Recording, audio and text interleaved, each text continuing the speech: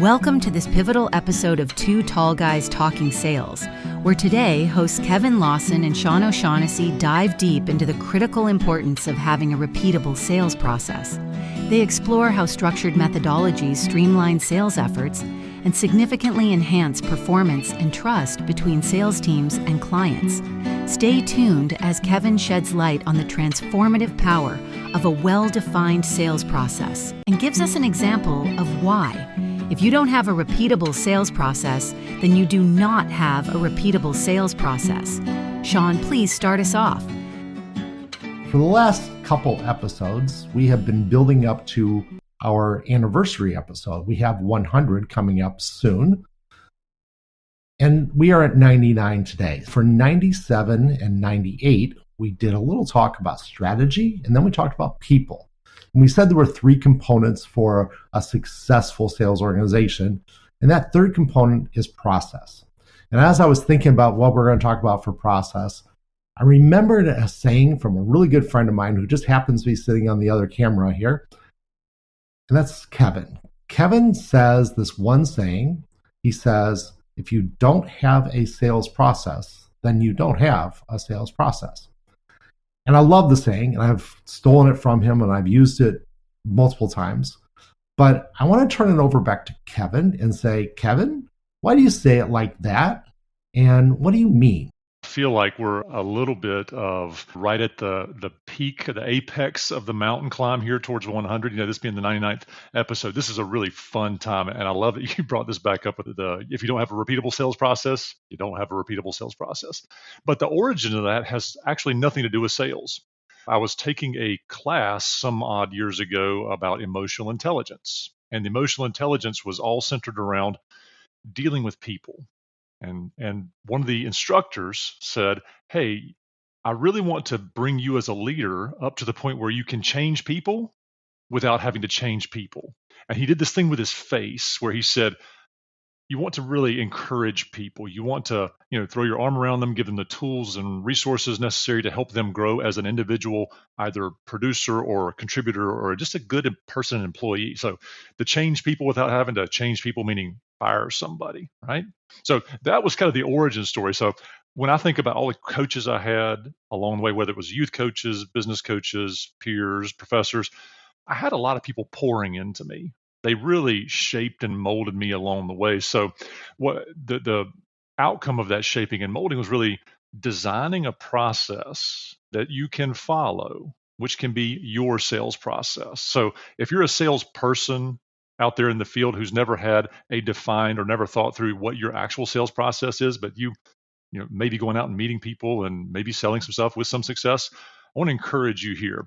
If you will simply write down your sales process, the method that you follow every day, day in, day out, every week, month, quarter to achieve your goal or to try and achieve your goal, that's what we're talking about here. Write down that process so that you can follow it. Because if you don't have a repeatable sales process, if you don't follow it over and over and over again, it's really hard to fix it or figure out where you're not doing well.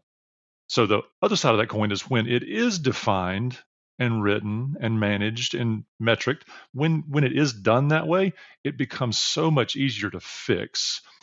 I have had, and Sean, I bet you've had a bad sales week, or we've had the yips, if you want to throw a golf term in there.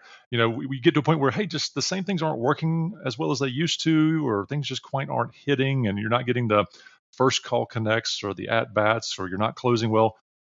When you know the stage of your sales process where things just aren't quite connecting, you can really focus and practice.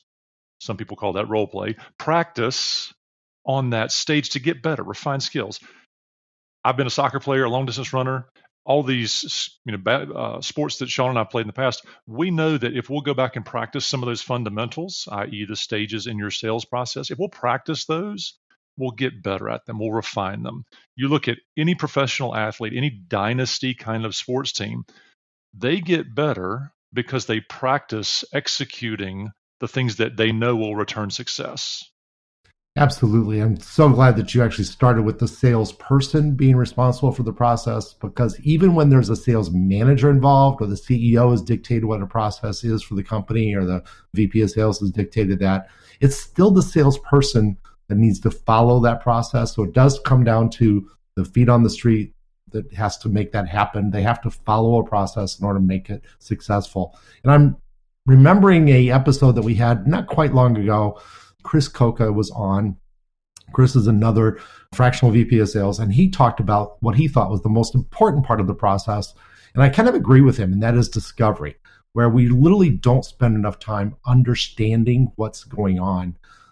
For those who know me well, you'll know that I talk about MedPick a lot. MedPick is a way of grading a sales campaign on a certain customer, going after a certain deal. And it is not a process, but it depends on a process in order to get done, because you have to discover many things along the way. And then you have to use those discoveries later on in that sales process. And you have to build that whole process through, and you have to help the customer trust you, because sales is nothing more than transferring of trust. And I've talked about this, and Kevin, I know you've heard me say this a lot. We transfer trust. We trust the product that we're selling. We trust the company that we're selling for. And we are giving that trust, or we're transferring that trust to the prospect. And your process is, how do you repeatedly do that? Because if you don't transfer that trust to the prospect, if you don't get the customer to trust that when they make that decision to buy, to purchase your product or your service, then they are trusting that they're not going to get blown up. They're trusting that it's going to work. They're trusting that they're not going to get laughed at by their coworkers for making such a stupid hire. Whatever it is, they are trusting that whole process. And that you need a process to go through it. You need a process to make it over and over again, because then you can get better, you can improve. And if you don't improve, then you're going to fall behind, because the reality in sales is it's tough, it's challenging. And the minute you think that you've got it made, you're going to be last on the list. You're going to be the bottom of the hierarchy. So just, you got to figure it out. You got to constantly work at it. Constantly working at it is that practice component. And if let's take this and chunk this conversation out a little bit, because there's some people in the audience here who may have a great sales process. But for all of you who have a great sales process, I want you to pan out. I want you to come back from your process and say, what is my actual customer acquisition process that starts with awareness? So back to the marketing.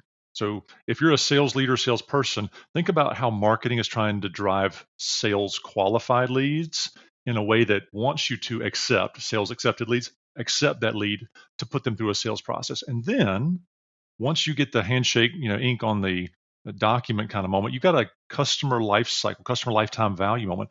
So your sales process can continue to expand backwards to marketing to make sure there's a clean handoff, and forwards through the customer lifetime value, which is a upsell, cross-sell, resell, service the customer. So you get the customer excellence, customer satisfaction journey.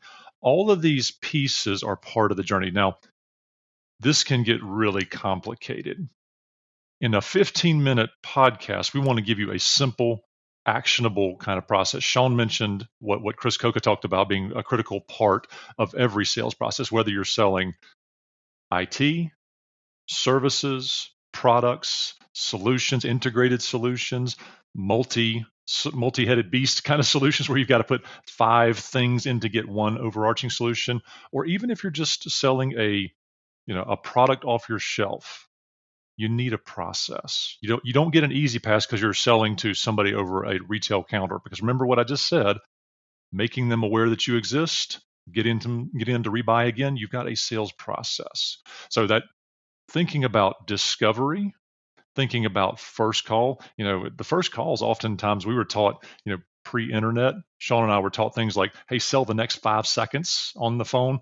That's a process, and it's one that needs practice, because in a post-COVID sales environment, a lot of salespeople are used to having sales just come to them because of scarcity during the pandemic. And so we're having to put some WD-40 on some of those skills to get them loose and agile again, so that we can be forward successful in our sales efforts, because competition is back, and it's back in force, and it's weaponized with things like AI, sales training, new products, disruptive solutions.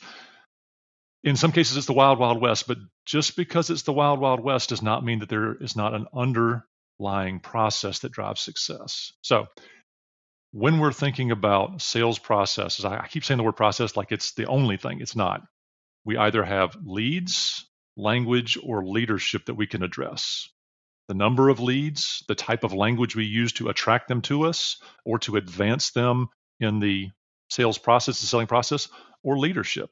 How are we as sales leaders making sure we're getting adoption of the process, making sure it makes sense, right?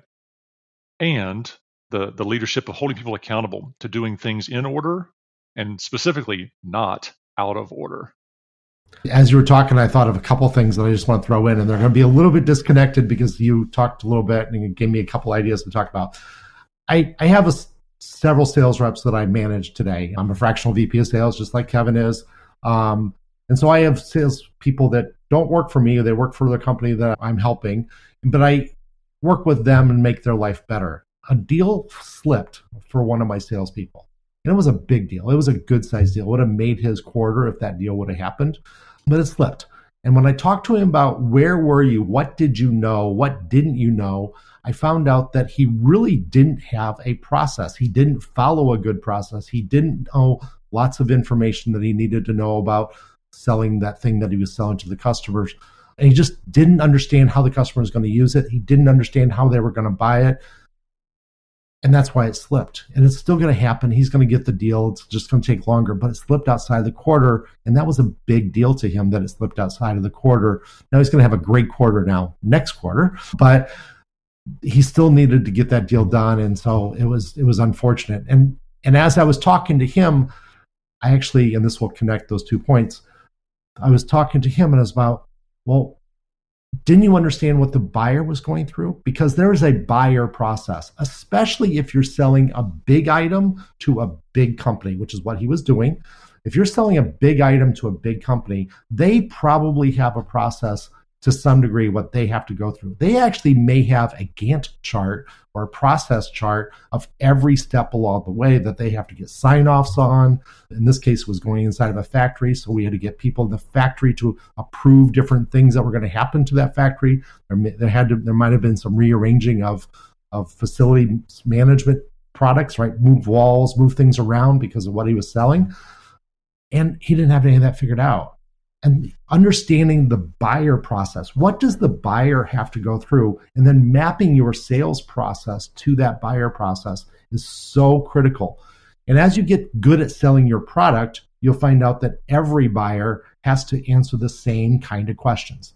I frequently joke that there's only 25 questions that every salesperson needs to know about the product that they're selling. The challenge is figuring out what those 25 questions really are. So every buyer in this situation had to know, how does it affect my production line? How does this affect the people in my production line? How does this affect the lighting in the building? All of those things were part of the process. And he didn't have those covered, which caused it to slip because the customer had to answer those questions. He thought the deal was ready. The buyer wasn't ready. So having a process that takes you through it that is repeatable and works for your company, for your product, for your skills makes a lot of sense.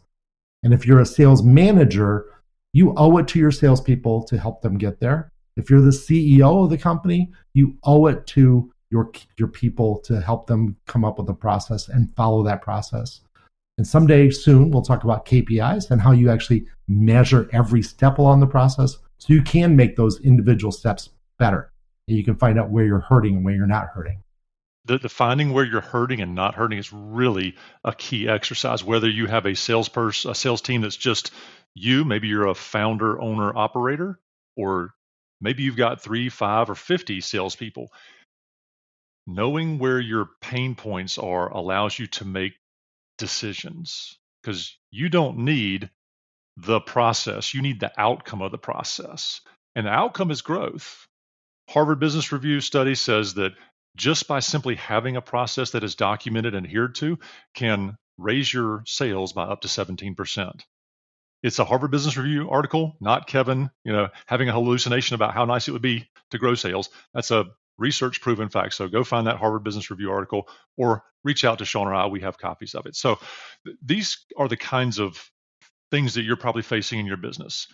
Look for the simple win. Document the stages that your buyers, your prospects and customers went through to buy from you, and make sure everybody's following those steps to make sure you're connecting with the buyer and serving them well. Sean, this has been a lot of fun. We're at the end of our 99th episode, which means we're just right at the top of the mountain here for the 100th coming up next. What should everybody expect from our next episode? So next episode, we're going to do it a little differently. It's going to be a live video, not a live. It's going to be a video-based one as well. So you can still listen to it on Apple Podcasts and listen to it in your car. We'll put that version out as well. But we're also going to have it so that you can watch it on LinkedIn. You can see the video. We'll be a little bit longer. We're going to do a little bit of a retrospective about what we learned, because Kevin and I both learned things in the process of doing 100 episodes. We're going to talk about some of our things that we're going to talk about in the future that maybe will allow us to grow. And more than anything, we are going to be thankful for you, our listeners, that have stuck with us as we've learned how to do a podcast and learned how to put it out, and hopefully shared a little bit of insight to you. We are at our time. We need to go and let you go on with your life. Please check in next week, where you're going to hear the 100th episode of Two Tall Guys Talking Sales. What a great episode, Sean and Kevin. Today's deep dive into the essential nature of trust in sales revealed how crucial building and maintaining trust is to the success of any sales endeavor. This was episode 99. For episodes 97, 98, and 99, Kevin and Sean have been trying to explain the major pillars of a successful sales organization: strategy, people, and process. In this 99th episode of the podcast, the guys walk through some major topics: the importance of a repeatable sales process, emotional intelligence and its impact on sales, the role of discovery in sales success, integrating marketing and sales for better customer acquisition, the essential nature of trust in sales, sales process, alignment with the buyer's journey. If you need guidance on refining your sales strategy, managing your sales team, or scaling your business, don't hesitate to contact Sean or Kevin. Their contact details are in the show notes. These tall guys are a treasure trove of knowledge and experience, ready to help you thrive. Remember to subscribe to Two Tall Guys Talking Sales on your favorite podcast player to catch every insightful episode, especially our next one, which will be a special one as it is our 100th episode. You do not want to miss it. Until next Tuesday at 4:30 p.m. Eastern Time. Happy selling!